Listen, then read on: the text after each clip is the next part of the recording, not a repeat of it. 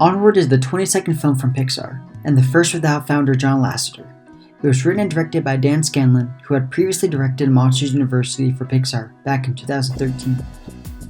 Just like any other Pixar film, this one packs an emotional punch. Tom Holland and Chris Pratt lend their voices to this fantasy epic. In a suburban fantasy world, two teenage elf brothers, Ian and Barley Lightfoot, go on a journey to discover if there is still a little magic left out there, in order to spend one last day with their father, who died when they were too young to remember him. Like any good quest, their journey is filled with magic spells, cryptic maps, impossible obstacles, and unimaginable discoveries. Perilous curses aside, this one magical day could mean more than either of them ever dreamed. Scanlon, who lost his father at a young age, was inspired to make the movie by a question he always asked himself: who was my father? As someone who lost a parent at a young age, I have asked that question many times.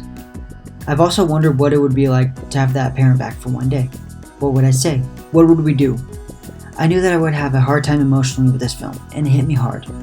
What Frozen did for sisterly relationships, this one does for brotherly relationships. The animation is great as always, and the vibrancy of the world is astounding. It brings medieval fantasy into a modern setting, which gives the animators free rein for visual jokes. It feels like everything in the movie could have been found on the side of a van in the 1970s. It took the time to actually develop its characters, and the questing creates a fast pace to keep the audience entertained. It's definitely one of the most visually creative films Pixar has done in a long time.